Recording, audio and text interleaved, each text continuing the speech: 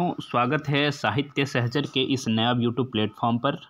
मैंने आप लोगों से वादा किया है कि आपका सिलेक्शन अब मेरी जिम्मेवारी है, तो इसीलिए प्रतिदिन मैं 10 क्वेश्चन टेलीग्राम ग्रुप में पूछूंगा और उसका उत्तर भी क्यूज के माध्यम से चूँकि पूछा जा रहा है तो उसका उत्तर भी वही है। आप बस टिक करिए और आपको उत्तर मिल जाएगा।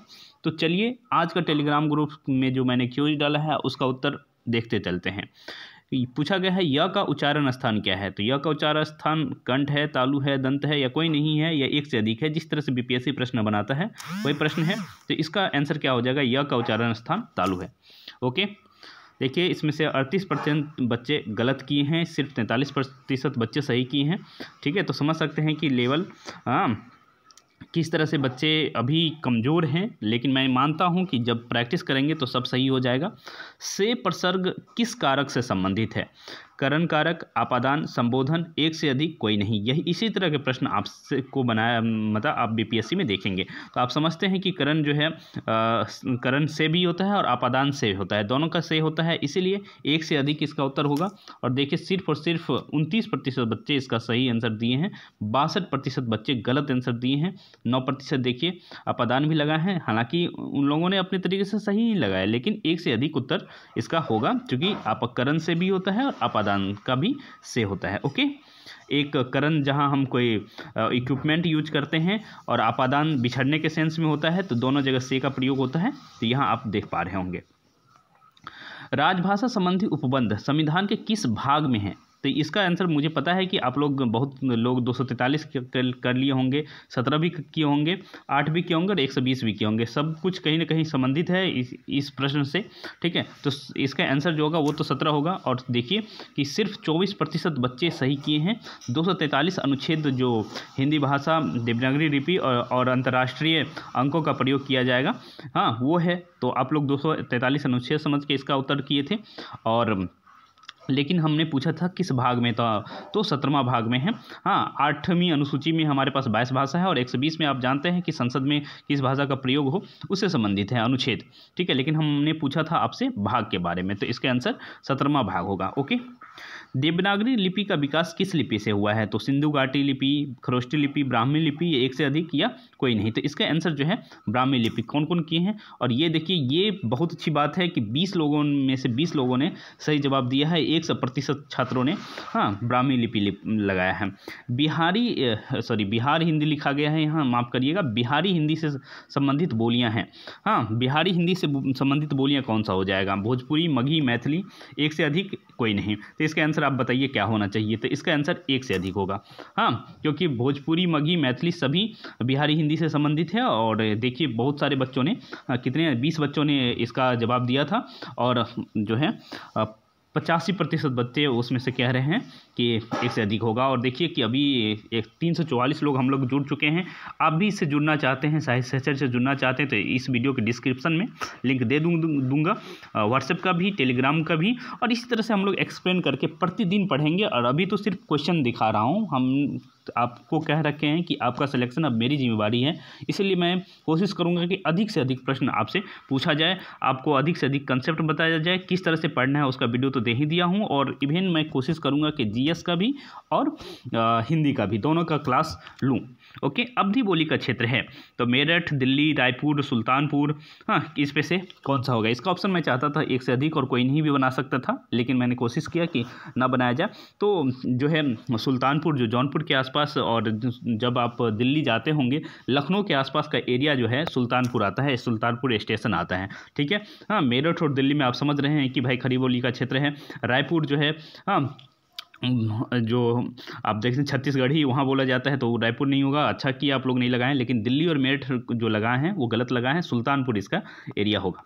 ओके, बौद्ध गान और दोहा का संकलन बांग्ला अक्षरों के में किसके द्वारा किया गया। तो बहुत सारे स्टूडेंट हो सकता है कि राहुल संकृत्यान लगा लिए हों। हाँ, रामचंद्र शुक्ल बहुत कम लगाए होंगे, मुझे विश्वास है। हरप्रसाद शास्त्री और विश्वनाथ त्रिपाठी, इसमें से क्या होगा। तो बताइए, तो इसका आंसर जो है हरप्रसाद शास्त्री होगा। और सिर्फ 33%, मैंने कहा था ना कि राहुल संकृत्यान लगाने वाले बहुत सारे लोग होंगे, क्योंकि राहुल संकृत्यान का भी बौद्ध धर्म पर काफ़ी उनका काम है, इस वजह से बहुत सारे छात्र लगाए हैं राहुल संकृत्यान। लेकिन इसका आंसर बौद्ध गाना और दोहा का संकलन जो है बांग्ला में हरप्रसाद शास्त्री द्वारा किया गया था। था। ओके, और धीरे बीच बीच में कुछ लोग जुड़ भी रहे हैं, तो आप देख सकते हैं, आप लोग भी जुड़ना चाहें तो जुड़ सकते हैं। ओके, सूफी शाखा भक्ति काल से के किस धारा से संबंधित है? बहुत आसान प्रश्न है, और इसी तरह के प्रश्न आपको टीजीटी, पीजीटी और 6 to 8 में पूछा जाता है, इसलिए बहुत भारी प्रश्न। आप लोग नेट की तैयारी नहीं कर रहे हैं, आप लोग पीजीटी 6 to 8 और टीजीटी की तैयारी कर रहे हैं, बहुत आसान प्रश्न पूछे जाते हैं। आप असिस्टेंट प्रोफेसर की तैयारी नहीं कर रहे हैं कि आपको स्टेटमेंट देके प्रश्न पूछें या ईयर बहुत सारा पूछें। हाँ, बहुत ऊपर ऊपर प्रश्न लिया जाता है, इसलिए मैं इस तरह के प्रश्न लिया हूँ। आप लोग चाहें तो प्रश्न का लेवल मैं अभी चाहूँ तो हार्ड कर सकता हूँ, लेकिन जो पूछा जाए वही मैं आपसे बातचीत करूँगा। सूफी शाखा भक्ति काल के किस धारा से संबंधित है? ज्ञान मार्गी शाखा या ज्ञान मार्गी धारा, ऐसे लिख सकते थे। प्रेम मार्गी धारा, राम भक्ति धारा और कृष्ण भक्ति धारा। तो सूफी प्रेम से संबंधित है, तो प्रेम मार्गी धारा, और 59% छात्रों ने सही उत्तर दिया है। ज्ञान मार्गी भी लगाने वाले लोग हैं, पर प्रेम मार्गी सही आंसर होगा। आचार्य रामचंद्र शुक्ल द्वारा भक्ति काल का समय कब से कब तक माना जाता है? मैंने शुरुआत का पूछा कि शुरुआत कब से माना जाता है। संवत 1375, 1475, 1275 या संवत 1175? इसका आंसर क्या हो जाएगा? ठीक है, तो आप जानते हैं कि आचार्य रामचंद्र शुक्ल जो है 1375 संवत 1375 से शुरू करते हैं भक्ति काल को, और 1700 तक ले जाते हैं। तो इसका आंसर हो जाएगा संवत 1375। ओके, वात्सल्य श्रृंगार से संबंधित कवि कौन है? ऑप्शन इस तरह से बनाया गया है कि आप कंफ्यूज ना हो। कबीर, बिहारी, घनानंद और सूरदास। तो आप समझते हैं कि जो है वात्सल्य श्रृंगार का सम्राट किसे माना जाता है? आप सही लगाइए, बताइए। सूरदास को। और मुझे लगता है इसका ज़्यादातर बच्चे सही उत्तर दिए होंगे, क्योंकि बहुत फेमस प्रश्न है, और देखिए 73% बच्चे इसका सही उत्तर दिए हैं। ओके, अब एक प्रश्न और है, भक्ति आंदोलन भारतीय चिंतन धारा का स्वाभाविक विकास है, किसकी पंक्ति है?